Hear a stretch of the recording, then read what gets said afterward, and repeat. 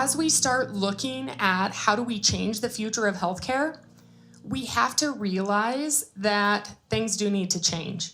Healthcare is the #1 cause of bankruptcy in this country, and most of those people are either on Medicare or have health insurance. And the reason is due to archaic billing and, billing, we know the revenue cycle, but most importantly, we have never looked at cost efficiency in healthcare. As a nurse, I was never trained on keeping costs down. And so our patients are the ones that are filling the price. They're the ones that are paying multiple copays, et cetera. And so what I tell my students, I direct the value-based healthcare program at Boise State University, is in my mind, I think we are truly entering the most exciting period of healthcare that we will ever see in our lifetimes. I think technology is really going to start filling care gaps. I think that as we look at, especially changes coming from the current administration where they are demanding efficiencies of care, patient outcome-driven care, I think it allows for all of the entrepreneurs in this room to really take advantage of that and say, hey, how can we make an impact? And with this amazing panel that we have up here, I'm really hoping that we can begin this discussion in Idaho because we are still small enough that we can make a difference. And so with that, I am really excited to turn this over to my panel. And I'm gonna have each of them introduce themselves, and then what I want them to do is every single one of them answer this question as kind of an icebreaker, which is, what excites you the most about Idaho's potential as a leader in healthcare for our state? So let's start with Juliet. Hi, good afternoon, everyone. My name is Juliet Charron. I'm the Deputy Director at the Department of Health and Welfare, and I specifically oversee the Medicaid program for our state and behavioral health as well. But I interact with pretty much every single program in the public health space, other sorts of social and health supports, supplemental nutrition assistance, to programs supporting moms and young children. So my work in the department spans the continuum of care, if you will, for Idahoans. And I want to, for my response to Jenny's initial question, I want to kind of pull on the thread a little bit of Idaho is a very large state, but we have, I don't want to say small because that sounds kind of negative, but we are a nimble healthcare system, I guess. Relative to the size of the state, it is, I guess, on the smaller side, but I agree that we have to be creative in our state, and I think that forces us to think more quickly outside of the box. And I certainly see that even in the government space, even though I'll admit government sometimes moves at a different pace. But I think we can look at, the COVID years wherein we were, waiving a ton of regulation and have continued to learn from that time in order to get patient care, to get individuals the care that they needed, to expand access. And I think it also just kind of brought us into this new era of continued innovation that we're still reaping the benefits from. So I agree. I think Idaho is well positioned to move quickly, to try new things, and we have to. We have no choice but to do so. So really excited to be here today. And hi, folks. My name is Matt Becker. I'm Vice President of Interoperability at No2. We're a company that makes communication for healthcare ubiquitous across the stream of care. So no matter where you're seen, we want to make sure that your data is there. We've joined national frameworks to make sure that national exchange of healthcare data is extensible to everybody, including patients. And to answer the question about Idaho, and I've been here for about 5 years now. I'm a little bit of a transplant from Wisconsin. But one of the things that's really, really impressed me about the people here in Idaho and the culture here in Idaho is the band and togetherness of how folks interact with each other and care about each other. And that kind of expands to healthcare in the sense of we all really want what's best for each other in Idaho. And it's really this this theme that I've seen from Idahoans of thinking differently about the problems that come up in the day-to-day life. You have such a unique culture in the fact that it's such a big state. You have the big cities, you have the small towns and things like that. You have such a wide spread of people that we really all learn from each other, and we grow from not only a tech end, but a healthcare end, and from a people interaction end. And it's been really impressive to me, and I'm really excited to see how we can make healthcare in Idaho the standard for how we do things across the country through the innovations we make. Thank you. I'm Mike Kennedy, and I come from the Great North, Coeur d'Alene. Brief personal interest here. I have 7 kids, and in Idaho, you say you're either Catholic or Mormon. For me, it's the Catholic. I couldn't have had 7 kids without alcohol. So our oldest will be a nurse at St. Luke's. He's already a CNA at St. Luke's, graduating from BSU in December. And if he passes RN test, which we think he will, he'll be on one of the cancer care floors. So what you're doing is really important to me personally. We have a 2nd grade teacher in Pocatello, and then we have a couple of starving students here at BSU and a couple still in high school. One will be leaving to Purdue in just a few months.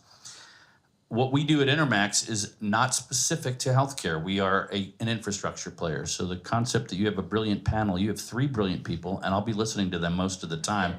But part of what we do is need to get out the access to broadband, because all of these innovations are driven by some form of delivered broadband. Fiber in one sense, fixed wireless where we began our career, satellite now. There is actually a very interesting time, and Juliet knows all the things that are changing with the new administration. But one of them is there's a program, a BEAD program it's called, that was passed in the Biden administration and was all about fiber everywhere. Well, in some parts of Idaho, building fiber to tiny remote places is remarkably expensive and not all that efficient.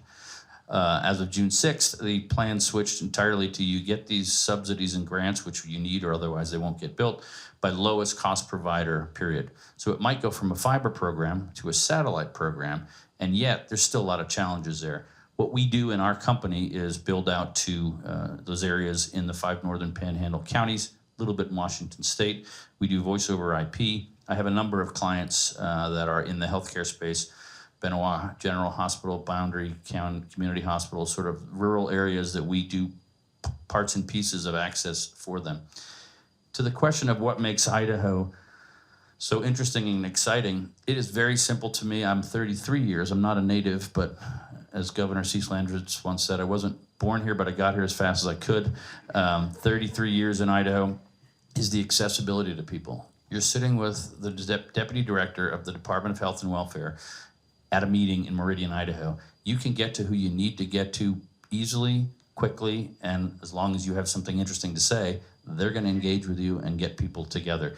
I'm really happy to be here as a bit of a fill-in, because I think some of the infrastructure of folks are so busy with BEAD they couldn't talk, but I'm happy to give you my personal experience as a provider of technology to rural folks, and particularly in the healthcare space. Thank you. I'm Erick. I'm the Chief Technology Officer of Vynyl, and together with Jenny, I'm heading up a new initiative called Profile by Vynyl Health. Idaho is interesting to me, and it's my observation that the primary enemy of getting healthcare right on the care side and on the cost side is just the massive fragmentation. It's really hard, and in Idaho you have a single convener. Health Tech Idaho, right? And someone said that the people making the decisions are accessible. And I think that's an important part of it, but also, like, the hard parts are built in. The massive rural environment forces us to explore telehealth. It forces us to explore remote patient monitoring. It forces us to explore piloting new ways of thinking about how to pay for care. And I think all of that together, plus the just inbuilt pragmatism of Idahoans, are the things that make Idaho, one of the few places that I think can get it right and serve as a model. Awesome, thank you. And Mike, you are not a fill-in. I'm really glad you are here today. You know, exactly. You know, I think you guys have all kind of brought up a point, and that is that the reason it's exciting to try and change healthcare in Idaho is the accessibility of our state leaders. And you're right, like we have the leader for the state Medicaid program willing to meet with people. You know, I have, a unique opportunity that I get to travel all over the country and speak at a lot of different conferences, at a lot of different venues for many different assets of the healthcare industry. And when I tell them about some of the organizations that we have in Idaho and how, we will have conferences that are set up and the hospital is going to volunteer their space to do it, or we have community space like Kiln. And, different segments are allowed to come and interact and work together. Believe it or not, they tell me how unique that is. When I just got back from the National Healthcare Financial Management Association conference in Denver yesterday, and what was interesting when I told them about the panel I was hosting is they could not believe the amount of talent that would come to a small venue like this and speak on a panel to really try and drive change. They said that would never happen in the state that they live in. They would never have the director of Medicaid willing to come and talk to the entrepreneurs and talk to the business leaders thinking, how can we solve this problem? And so I do think we have a very unique landscape in Idaho. And so it kind of brings me to our first real question, which is, due to our state's rural geography and what some might seem as really up high, barriers in how we can deliver care, what do we see as new models currently, whether it be in remote patient monitoring or looking at digital access, or is it going to potentially be case management or AI, in which we can see the future coming, where how we can start really bridging the different landscapes in Idaho to increase our access. For those of you that don't know, it was just released, I think it was like a year or two ago when they made the big scope. Idaho is ranked 48th in the United States for patient access. So we can really only move up. I'm just really glad that there's one state, I won't say that always is at the bottom, so that we are not quite there. And so as an expert panel, let me know what you guys are hearing to really start addressing some of these geography problems. I don't know if somebody wants to jump up. So I think that you can't manage what you can't measure, right? And so one of the reasons that we're diving into the deep end on this is that we have to have population health measures, which means we have to have individual data that is trackable longitudinally and that we can look at as a population, because you can't know, do we need mobile clinics? Do we need to set up temporary clinics in local libraries on a rotating basis? Do we need to, do other things? Do we need to provide transport? Do we need to ask for other types of things that would let people access healthcare, right? Because it's a big spread out state. And so what we're trying to do is give everyone the opportunity to create a profile of their health risk and make that visible to all the people who need to consume it, including the Department of Health, including the physicians, including the payers. I think going back to some of our opening comments about Idaho being so creative and innovative in the health tech space, because we have to be, I think supports our ability to be early adopters of things that other states haven't done. So for example, Idaho was an early adopter of telehealth. Now, is there more work to do? Absolutely. I think there's a lot more that we need to do in making it accessible. That's why infrastructure is so important. In my space in Medicaid specifically, we do use a lot of telehealth to close those gaps. And just to put a finer point on healthcare access, every single county, including like Ada, our more populous counties, are designated healthcare professional shortage areas. Primary health, behavioral health, you name it. And so I think we need all of the things. And one thing that I find really interesting when I talk with colleagues from other states or go to conferences where there are vendors is I do think that Idaho's kind of still off the map for innovation. They're like, oh, we need to be in California. Oh, we need to be in this like really popular, in Texas. I used to work in Texas, so like been in that space. Because I mean, there are larger populations, right? So if something takes off, it could go, quite broadly. But I think things can happen much more quickly here.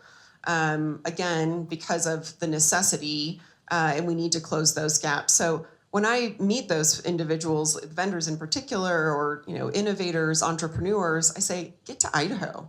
Come talk to us, because we need solutions. We need all the things. And I have data to show you where the gaps are. It's in every single county, in every single service.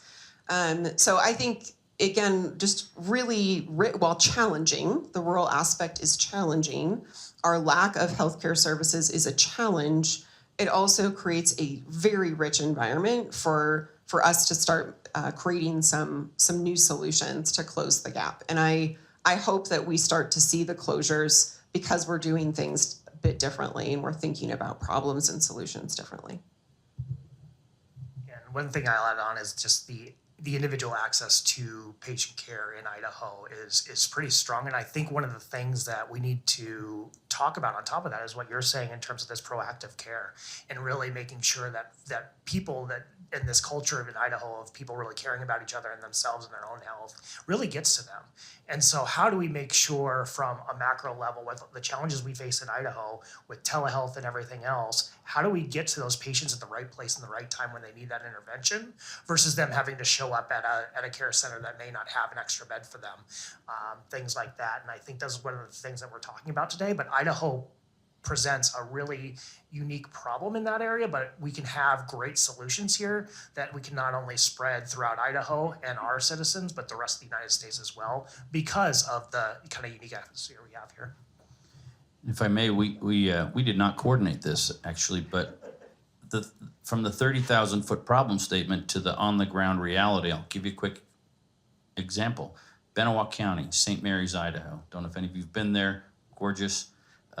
Resource-based, a lot of timber and stagnant population growth, whereas Kootenai County, 45 minutes north, has exploded. Where I live, Benewak still struggles. And there's a lot of folks with an aging population that can't get to see specialists, and maybe it's not an emergency access situation, but they need access to an appointment, but they don't have broadband at their home. We worked with the state broadband office and ultimately with funds from the federal government to work on a grant with the Benewak Hospital, with our company as a small growing fixed wireless provider in their area, and a local pharmacy, where they physically remodeled a portion of their building to have a secure room that was soundproofed and had the kind of access to it. It was not fiber because nobody built fiber there at the time. This is only 2 years ago. But put a fixed wireless backhaul link to that so that room can be scheduled out for folks to come in. It's right across the street from the hospital. If they have an appointment, they do it in the pharmacy where they can have a secure room. They can bring their partner or otherwise with them. But it spoke to the moment to say, there is a grant, it's open, it's available. How do we do it and who do we do it? Back to accessibility. I need to talk with someone from the state. I need to talk with someone from a local business. And that rural can-do spirit, which does pervade all those counties there, was a great example for us. It's up, it's running, it's functional. Pharmacy's happy because people just roll right out and get their medications right after the appointment. But it oftentimes it seems like it's this impossible task to do. But ultimately, there's people in these small communities that want to help, that are creative, and that are really dying for solutions and thoughts. So. Perfect. And actually, Mike, I was just going to say, that's the perfect segue for you to tell what you guys are doing up north.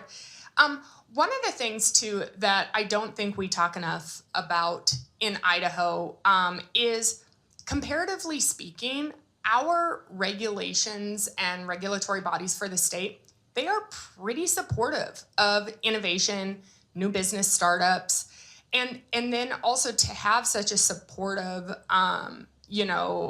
healthcare environment to really support people. I'm really inspired to hear about Rattler. I can't wait to talk to you at the end of the presentation today. But we have some very, very successful health type companies. How many of you in this room are familiar with No2 and what they do? So a few, but not as many. How many of you then would it be a surprise to know that there are just a handful of federally qualified health information networks, and we have one that is headquartered and born in Boise, right? When I tell people that, like even when I'm traveling, they're like, wait a minute, you guys have that in Boise? We would never have thought about that. And so I don't want to butcher what that capability is. And so I'm actually going to turn the mic back over, but really to think that we have some of these high-powered things and what that actually enables us to be able to do. Could you please tell the technical aspect of what is capable having a QHIN? So just a little bit background, the 21st Century Cures Act back in the very late Obama administration and carrying into the Trump administration was designed to say, how do we advance healthcare into the 21st century? And one of the clauses in there was to build a national framework for data exchange. It was eventually called TEFCA. And so you'll see that word thrown out quite a bit. But what the innovation was is that there were originally 7 groups across the country who applied and got this designation of a qualified health information network. And so we are at No2 are one of those on-ramps to connectivity across the country. And what that really allows is for data exchange at a macro level. It provides a technical framework, and it provides a phone book for you to dial up anybody in the country that may have a patient's record that you're interested in and bring that on back into your system. The amount of innovation that can be done technology-wise off that bar for data exchange across the country, that mandatory exchange of patient data no matter where you are, is incredible. From accountable care organizations doing population health and you coming to a top of a risk score saying, I need to call Matt Becker because he's in danger for X, Y, and Z, and he needs a colonoscopy in the next 6 months. To everything else you can think of for care at that macro and micro level, including telehealth, making sure that if you're calling somebody from 5 hours away in northern Idaho, that they can get their records in Washington or Oregon or whatever that requires. And so we are really proud at No2 to be one of those organizations, but it's just this first step for us. What we've learned through this process and dealing with federal policy and everything else is just to what you're talking about, is that Idaho actually offers, with this regulatory atmosphere and just kind of the innovative atmosphere of Idaho, a higher bar than most communities, because we come into these conversations and you really feel the bias towards major health systems, major cities, and how healthcare has traditionally been done in the last 10 or 20 years, and just trying to say, okay, well, let's just make data available. And that's not what we're trying to do. We're trying to make data available so people can have better healthcare.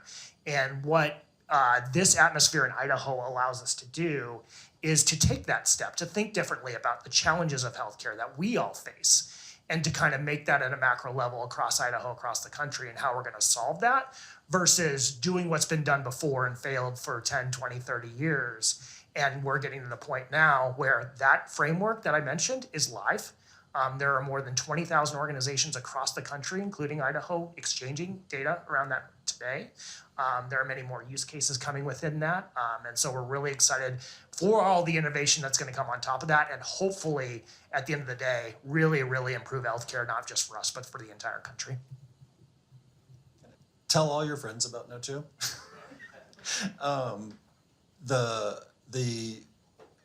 The primary stumbling block of most good ideas in healthcare is talking to the electronic health records. And most people don't know about QHINs.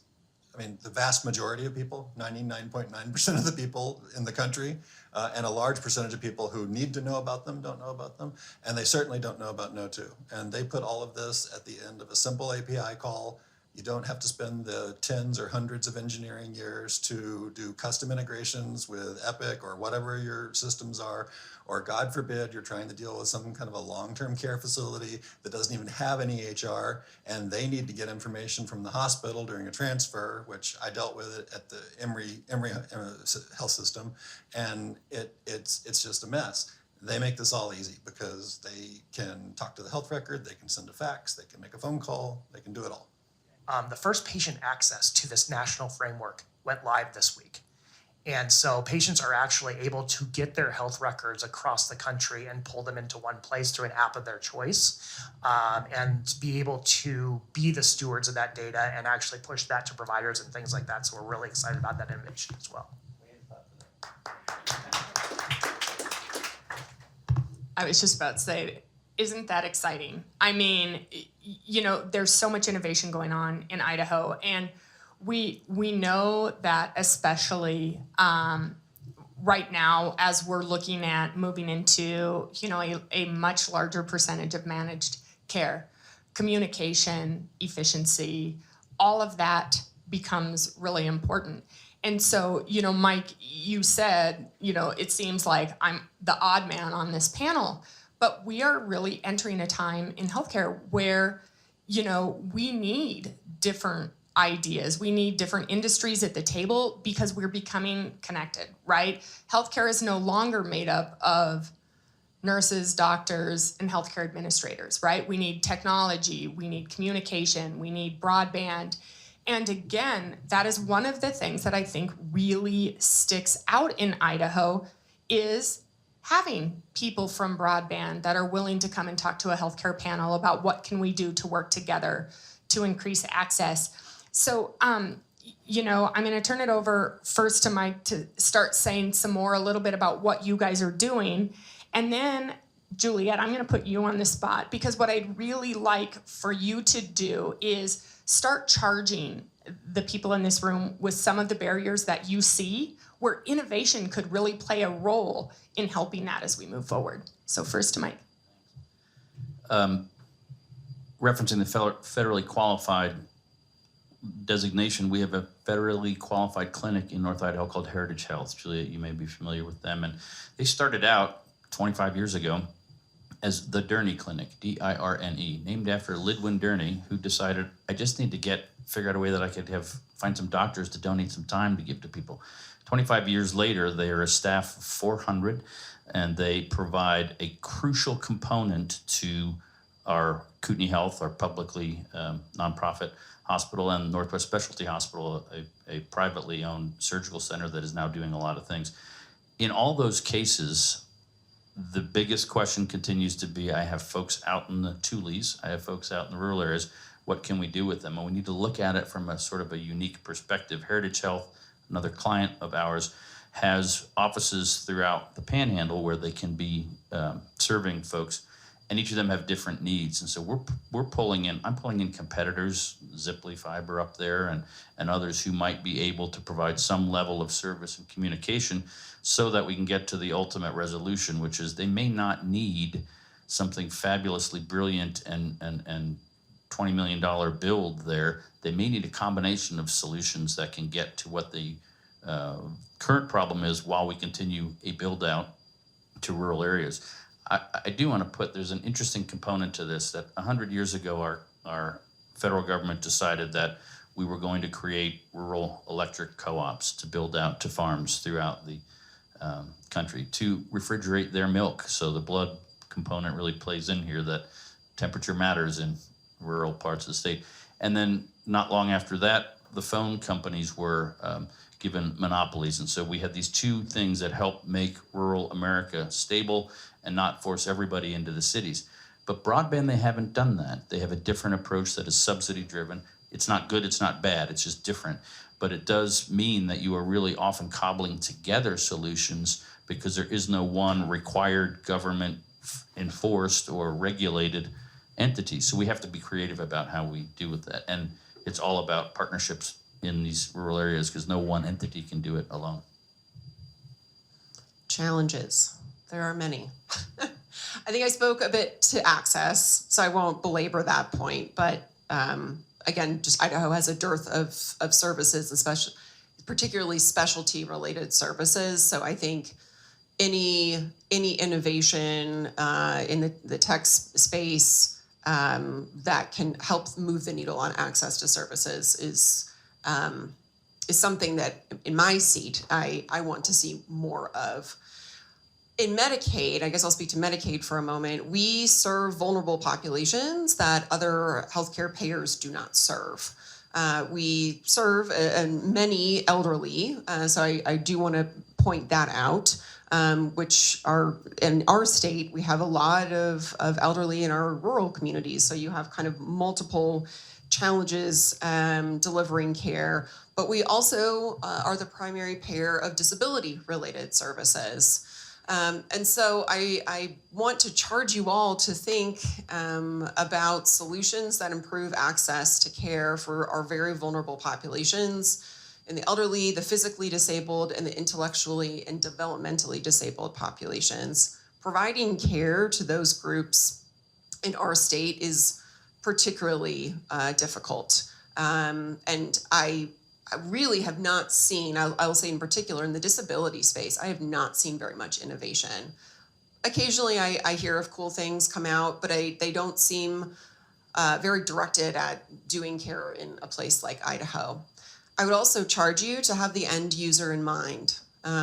It's really cool for us to think of something maybe sitting here today, but go out and talk to people, be it those patients, but providers. I see also a lot of, I think you spoke to, challenges we've had. So we keep trying things the same way. And I think I see a lot of rollouts, whether they be federal policy, mostly federal policy. And I think that's where Idaho has excelled, because we start to question the status quo and we say, why are we still doing this the same way? Business has changed. The landscape has changed. But I think far too often I don't see solutions where the end user is really contemplated, or that's kind of where we start the conversation. I would also just note, as Jenny said, in Medicaid in particular, we're on a path to implement comprehensive managed care, which means that we will have more health insurer presence in our state. In that payer space. And so I think that will require new solutions, particularly for the provider communities to engage with managed care plans successfully. We also have new federal directives and state directives around things like work requirements for Medicaid beneficiaries, as we do for other health and social services. And that will have likely a provider and managed care organization impact and flow through of information. So I think we're going to need to open up new solutions and innovations there.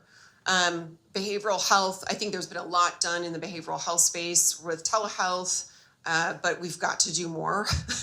I want to see more innovation and probably some deregulation even further. And I think some of that extends, frankly, up to the federal level.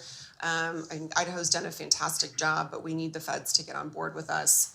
And lastly, I would just say, whatever solutions you're bringing to the forefront, especially sitting in a seat of state government, they need to be nimble to move as policy changes. That is how we get into this cycle of doing things over and over again the wrong way. It might have worked in 1992 at one point in time, but when we're following 1992 approaches, whether they be laws or just the way we think about solutions in 2025, and I kid you not, just because government works on a lot of old technology, so we're living in the 90s in many of our systems. I want to see solutions now that are nimble and that are not going to be clunky and I'm upgrading a huge legacy system or some sort of a legacy solution that's super expensive and challenging to update when policy updates, when tech updates, et cetera. And because tech is moving so fast today, we need to start building solutions that move at that speed. And I don't think we're quite there yet, particularly in the government space. Great.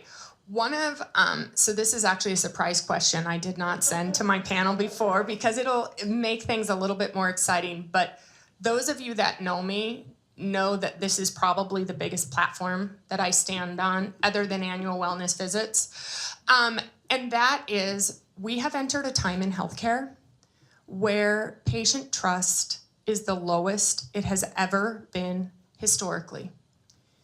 We have less than 40% of Americans that trust healthcare, whether that be because of high charges, whether that be social media where they're saying your insurance companies are out to get you.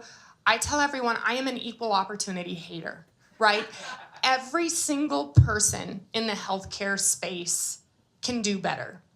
And so as I look at a room full of entrepreneurs, people that are looking at things, I would like to question you to say, really, what can we do as we are thinking about the new spaces in healthcare that is going to bring trust back to our patients?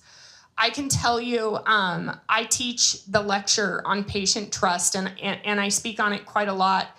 And I think a lot of it is bringing back provider and patient engagement. I think we have done a real disservice by pushing specialty cares and saying that specialty should be our focus. I think that primary care is something that has really become neglected across the country, and it has really started to be a problem in developing that relationship. I moved here from Weiser. I'm from a very small town, in Idaho that I call home. And, it used to be I couldn't go to Walmart in Ontario without a handful of my patients stopping me to say like, hey, Jenny, look at what's healing or something. We were the foundation of our communities. We were the pinnacle of respect. As the healthcare providers, we were seen as the hub and spoke. So I am going to challenge everyone on this panel, and I'm going to start this time with you, Erick, and we can move this way. In your own words, and this is putting you all on the spot, what are some things that technology can really do to help bridge the gap between patient trust and feeling like their provider knows them, right? When you survey patients, the top 3 things that they are concerned about is, number 1, does my provider know me? Number 2, does my healthcare team work well together? And number 3, what are they going to do for me so that I can stay in my current role? Whether that role be as a caregiver, as a mother, as a father, as a partner, we don't even ask those questions in healthcare. So Erick, sorry you're getting put on the spot first. Please tell how we can use technology to really start building that bond between provider and patient again. For sure. So I love this question. I think that I've had the responsibility through many decades now to lead teams and do my part in raising the young people. And I teach about trust because trust is a thing that you can craft. And you have to be conscious of your contribution to creating trust. Trust is a 3-legged stool. It is interaction, flexibility, and disclosure. Interaction is you spend time with the person or organization or entity you're trying to build trust with. Flexibility, I typically say you meet them where they are, right? And disclosure is you share things with them openly and honestly, and particularly you never don't share. You always share things that are important to them, that you know, right? And I think that the questions you were hitting on are key to those. And so technology is part of this. Like everybody can't have a health concierge. Like that'd be great if everybody had an assigned person who was responsible for making sure they got to the doctor, and what would that be? One concierge could take care of 10 or 50 or 100 people maybe. I don't know, probably not a lot more than that. I haven't done the math because it's not really tenable in our current healthcare system. But that's what we need. And so technology can take the place of that concierge, but only if the right data is collected and it is shared in a seamless way at the time it's needed to the people that need it. I like to say, I don't like to say, I have said before when I'm feeling witty, like HIPAA has killed more people than rattlesnakes. And what I mean by that is you have a lot of people in compliance roles whose job is to say no. No, you can't share that information. No, you can't build the system that way. No, it can't talk to the network that way. No, it can't be in front of the firewall. And one of the things, like what No2 does, we skirt the entire question. We don't even talk to compliance because of course it's already approved. This is just how you do it. And that's the government's role as well, is setting up the set of things that are just how you do it. And we're moving, I think Idaho's making great strides here in providing an environment where we can share the right information and let the clinical staff be proactive in communicating with the patients. Because that's what it is. That the trust, in my opinion, the lack of trust comes from the fact that you only see a doctor, only see a medical professional when you finally get yourself to the doctor. And then they spend 10 minutes with you. They feel rushed. They're wearing some weird glasses that are recording you, or they have somebody in the room taking notes. They rush away. It's an unsatisfying experience. And they're doing a good job for the most part. Like most clinical staff are doing a great job, and they're trying to take the best care of you they can, but it doesn't feel that way. And so I think that's what technology does. It allows us to be proactive through data sharing. Trust.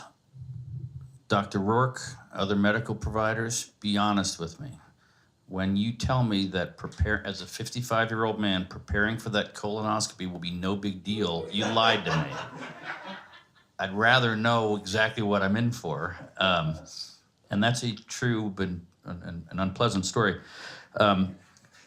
My doctor is a member of the Kootenai Health residency program, which was something, I have a past hat that I wore. I spent 8 years in the Coeur d'Alene City Council, and I got a lot of interaction with things later on in the policy questions. There's an EMS thing I want to rattle around. But when my doctor embraced, and the younger set is, technology to where I can send a message within my Epic portal and get information back and not be prohibited from using email and have to send a fax or schedule an appointment, that's just nuts. So technology, the providers embracing that to be able to communicate back and forth and not putting it off because it's hard to learn the new system. I think that makes a difference for me as the patient. Nothing to do with broadband or infrastructure, but the trust question is pretty vital. Number two, raising a son who will become a nurse. I'd like to see more nurse practitioners able to do everything that doctors can do because the experience is fantastic and we're very competent. That's not pandering, although I'd be happy to pander. It really does make a difference to access when I don't necessarily need to see the doctor for an occasion that could be less serious. I think for me, what trust comes down to is just this open sharing of life experiences with each other. Think of the best boss you've ever had. Think of the best teacher that you ever had growing up. What did they all have in common? Number one, they knew you. They knew you really well. They always proactively said how are things going. I know you're working on X, Y, and Z. How do we make this better? And when you get out of that experience, what you realize is you learn more from that boss and that teacher than you ever have because you felt that connection with them and you felt that trust with them in order to make sure that you're working together in the same direction. Healthcare needs to work the same way.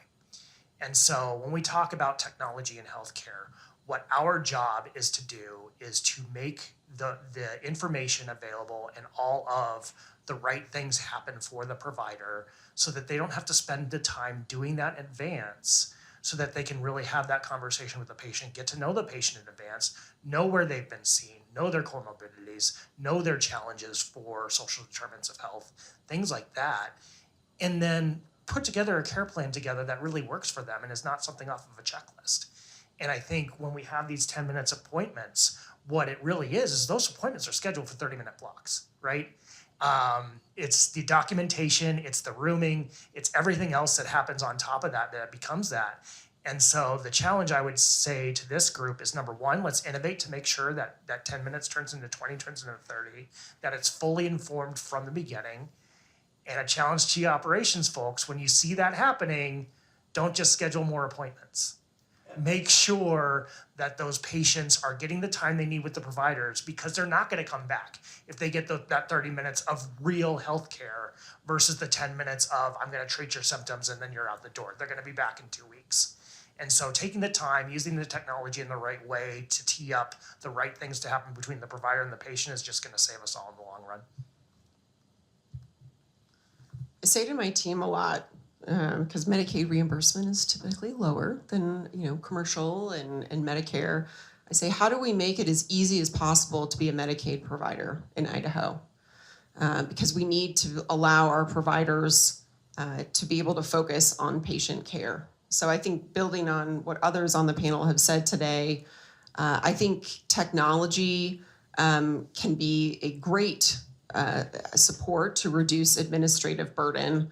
I think it can also create administrative burden. I'm just going to be honest. And I've seen some of that. And I think that then trickles down to patient experience, which continues to erode trust. So I think I'm really hoping to also see more innovation that seeks to simplify the provider experience, whether that, in my space, it is enrolling to be a Medicaid provider, to get paid as quickly as possible, to submit records, or to do value-based contracting in the simplest way possible. Let's let providers focus on providing excellent care. Let's simplify the patient experience. As I'll say, I will not name names, my own provider, I never remember where the patient portal is and how many things I have to click to go and find my records that are sometimes there, but sometimes they're in this other place. Simplifying, I think, helps go a long way to build trust. But what I hear about most in my role, again, from a patient and provider perspective, is that administrative burden. I also encourage, as we push more innovation, to offer that glide path with options. I think I see a lot of resistance in the provider community that I work with because they're feeling forced into making changes. And often they're like unfunded mandates almost, or they don't understand how they're going to be able to get there. And so I also encourage folks to think about how we offer options and moving at the speed of trust with patients and providers. But really ultimately thinking about that experience and how can you create wins that make them better able to do what they are doing as providers, or making that patient experience easier to move through. I just got the evil eye from Lexi. So with that being said, we are going to now, what I'm going to kind of try and do is have a lightning round, because I do want to open this up if we can for a couple questions from the audience. But the last question that, again, we'll just start from Erick and go down is, if you were to have a magic wand, what is the boldest thing that you could see technology creating? Maybe I better read this because ChatGPT worded this way better than I am. If we gave you a magic wand, what's the boldest, most Idaho-centric innovation you'd launch tomorrow? Or what is one actionable next step that we can take in the next year to move health tech forward in Idaho?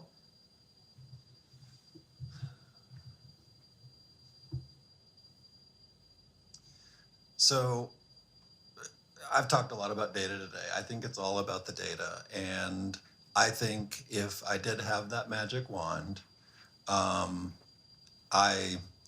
it's hard to say this without it being a shameless plug. I mean, I would obviously, we're building a new company to provide universal health risk scoring, because all healthcare is going to be value-based in one way or another, and maybe actually literally value-based going forward. It has to be, because the economics don't work out otherwise. If we're not managing things at a proactively at an individual level and at a population health level, we're simply going to run out of money, and we're going to run out of clinicians. We're going to run out of everything.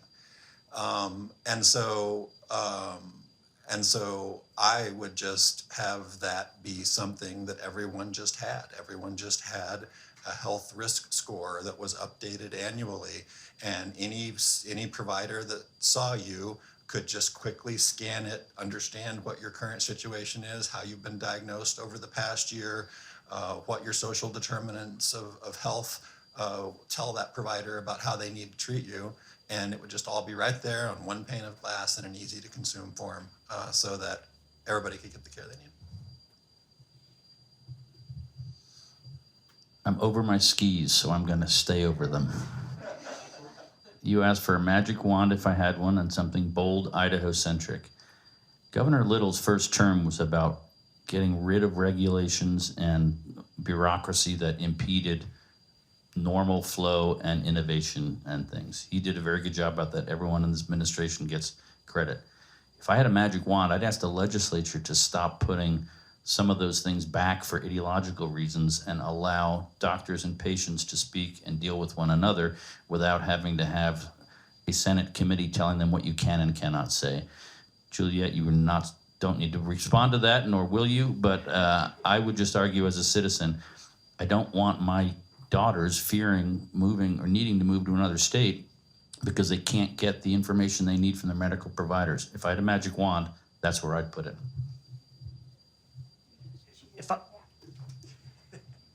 If I had a magic wand, I think what I'd do is make sure that everybody in Idaho, no matter where they lived, had access to the entire continuum of care, and that entire continuum of care worked together. Now, what I mean by that is that no matter where you've been seen or who takes care of you, whether that's the primary care physician, a specialist, which we've already talked about to death, but a long-term care facility, a nursing home, assisted living, all these different areas that take care of real people working together in terms of proactive care and having that base sense of data, to your point, to make that happen, and that communication that happens back and forth between those providers to make sure that an individual human is well taken care of is critical. And so if I had a magic wand, I'd make sure that all of the bureaucracy, to your point, was taken away so that these folks can talk to each other. The data's all there, the broadband's there so everybody can get the access to that. And then at the end of the day, it's just a bunch of humans working together to make another human's life better. That sounds great. Mine's a little bit more specific. Maybe actually I have a couple. One is we've done so much again with telehealth, remote patient monitoring. I want to see that greatly expanded, I'd say in the healthcare space generally, but in Idaho, I think there are places such as, again, disability-related services and that population that we have not fully capitalized on how we can use that technology to serve them. Again, serving like the disability population, our elderly in a very rural state such as Idaho. I think if we can get through some federal regulatory barriers in that space, which I truly believe this administration and our thought partners at the Centers for Medicare and Medicaid are on board and wanting innovation. So I think if we can get past some of those regulatory barriers, there's a lot of good that we can do. But I also think about remote patient monitoring for women's health, right? High-risk pregnancies. We've had a number of clinics across our state close down, specialty services. I don't see it used as much as I think we need to be. But also that access point, I love the broadband, yes, put it all over Idaho if I had my magic wand. But if I didn't, I love the public space. How can we use public spaces to promote access, whether it's a pharmacy or a library or our schools, or how do we leverage public spaces in our smaller communities as secure spaces where folks could get care? So I'd like us to start thinking of more of those ideas. And deregulation, it helps, it fosters conversations that we wouldn't otherwise have. So I think we'll continue down that path. Perfect. Now I get to talk about my magic wand. Yes. I was going to say, you don't get out of it. Yes, no. First off, for those of you that don't know, I was Senior Director of National Accounts for Remote Patient Monitoring Telehealth Software, so applaud that. I mean, it literally is a huge game changer. But for me, for my magic wand for Idaho, for those of you that don't know, we created a master's degree program at Boise State to teach value-based healthcare. And in putting that together, I reached out to 80 of the global healthcare industry experts to help me do it. I had 80 of what I now call my closest friends that helped me develop a program to teach healthcare transformation. So for my magic wand for Idaho, I wish that we could have stakeholder engagement similar, where we have some sort of convening operation where, you know, they asked me just to do a webinar for our home health and hospice and home care association to explain value-based care. That's great, but maybe we should be bringing home health, home care, skilled nursing facilities into these convenings, right? My magic wand would be some sort of stakeholder engagement piece where we can actually hear the wishes of every single facet of healthcare around the state, from the problems that we're having in rural areas to even the similar areas, Nampa, Caldwell, there's just as much of decrease in access. So for my magic wand, which I'm going to charge all of you to help me create, my magic wand is by next year at this time, we will have come up with a forum for every single sector of healthcare industry to come together for a brainstorming event. So hopefully you guys can help me wave my magic wand and we make it true within the next year. So if it's okay, Lexi, can I turn it over to, do we have any questions from the audience? Jason's gonna be on mic. Okay, I'm gonna read a headline and then get your reaction through the lens of innovators. Okay, so this is from Becker's last week. 26 health systems dropping Medicare Advantage plan for 2025. Medicare Advantage provides more than half of nation's older adults, but some hospitals and health systems are opting to end or not renew. That was just last week. So on one hand, you have Medicare Advantage or risk, whether it's employer, Medicaid, Medicare, that's going to be the future. But then you have health systems dropping the plan. So for innovators, what's maybe one thing that we can innovate and help solve? Because there's obviously an issue, right? Health systems aren't going to turn money away. From what I know in the payer space, I think part of that is that data conversation, because both sides benefit from that, right? Data informs provider reimbursement. It also informs for Medicare Advantage plans, for example, their risk assessments and what they get paid then from the feds. So I think what I've heard in that space is that Medicare is having a challenging season right now. A lot of it is tied to the risk assessment work that is integral into the reimbursement model. I know there's more to that, but I think that's a really important aspect, and just to stress again the importance of good data sharing and making sure we're also reflecting the realities of today. I will just add, I think we thought life would go back to normal after the pandemic, and no, flip the page, we're in like a new book of how healthcare exists, the cost of care, the cost of delivery, and how we need to make care more accessible. So I think I've seen that, at least in the payer space that I'm in as well, impact how we engage with providers and how providers expect payers to step up as well. I think the one thing I'd add on access to data is it's very hard and it's very costly, especially for Medicare Advantage programs. Before I worked at No2, I worked at a payer, and we tried to do a lot of the chart chasing and ingestion of data pieces. And there's always been this promise of different things, vendors having their own payer networks and things like that to get this data.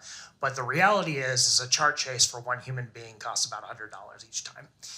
And the impact of that to a Medicare Advantage plan that is really trying to do more population health and quality measure type assessments on patients and risk scores and making sure that the highest risk patient get the right care is nearly impossible in today's world without a lot of expense. And so there are definitely two sides to that coin, and I'm not going to take a side on either one of it, but we're trying to go in one direction of let's be proactive about patient care. Let's really put it on the payers to make sure that their patients are taken care of and don't get readmitted to the hospital within 30 days and everything else that's going on.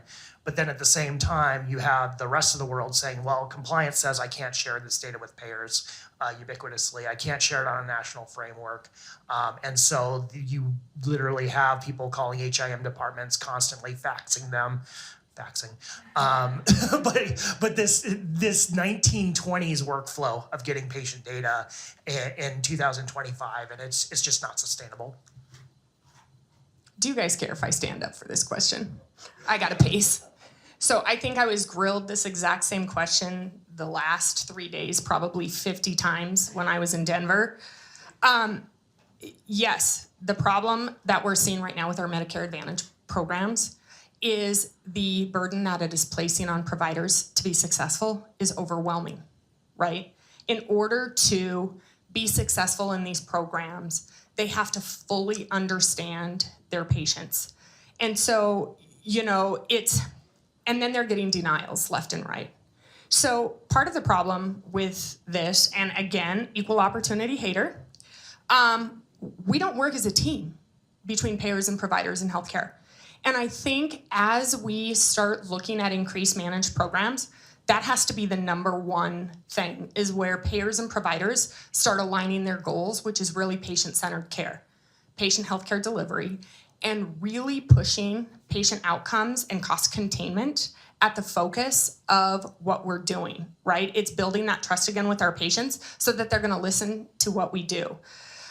And the other thing that I would say about that, and I'm gonna say that I wish it was my brilliant mind, but it wasn't. It was the CFO of Common Spirit. I was at ACHE a couple months ago, and as much as he hated to admit it, he thinks it's gonna take mandates. And he said once mandates start rolling out, then the health systems, we will be able to actually change our processes so that we're not trying to still balance one step on a canoe and one step on the shore, right? It's too difficult right now to be nimble caring for delivery when you're worried about what specific payment type this patient may have. And so one of the cool things that I do see is I have heard coming out of DC that we are looking at goals of 90% of Medicare Advantage recipients being the future, that would become the default. So if you're a senior and you sign up for Medicare, it would be your default, and you would have to step out of Medicare Advantage and request to be in traditional Medicare. I think that will solve a lot of the problem because it's going to force the hand of the partnership with the payers and the providers to make that happen. The other thing that I've seen that was just released this year that most people are not aware of is last fall. How many of you guys know how much the Medicare Part B cost is to seniors currently? Okay, it's about $165. In order to keep the Medicare Trust Fund solvent, they voted to raise that over the next several years to over $300. That's only one segment that is that premium. The other segments are also going to go up. They think under traditional Medicare in the future, it is going to take nearly 50% of our seniors' Social Security benefits to pay for health care. So change has to happen. That is not sustainable for our seniors when healthcare is already the number one cause of bankruptcy for them. And so when you look at the way the country is going, there is no other option but doing that.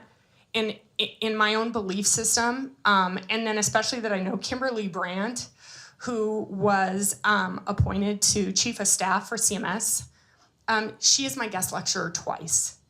And I know that in her heart of hearts, patient-centered care and delivery is at foremost her top priority. So I really believe that that is what's going to be coming down the turnpike over the next 4 years. And I guess that's why I can't be in the doom and gloom, is because I really truly believe and hope that for the first time in a long time, it's gonna be forced and mandated that we put patients first. And so with that, do we have any more questions? Or is that a good time? Yes, thank you. So I'm going to switch this up a little bit. So we're relying on the data. I'm relying on Epic. I want to trust Epic. I want to trust the data. I want to trust interoperability, like you talked about. I authored an interoperability bill for alerts and warning for response FEMA like 10 years ago. And it passed. It passed interoperability, so we're not working in silos. So everything will end up being the same. Of course, they haven't been using it, as you can tell. Another thing we need to be concerned about is the zero trust. Now, we talk about trust. Yes, I trust my doctor. I trust all of you. I trust everybody in here. But the zero trust is also a concern if the data isn't trusted. They don't have that zero trust component of that to make sure that when we're passing this information, that there's not going to be any gaps, there's not going to be any leaking, if you will, of any kind of information. So I think part of it, especially maybe for older people, not understanding everything about technology, I do though, by the way, they're thinking, how can I trust this? How can I trust Epic to make sure that if my information is going elsewhere and I click that button or whatever, that I can trust that nobody else is going to be able to see it. So I think that's a big part of what we have to do now, of which I'm doing actually, with the zero trust and interoperability. And also the protection, the layers and layers of military encryption on every one of these technology suites. We need to have all of that to make sure that we're protected. Private network, capability of being able to go out onto the internet, but having a private network coming in.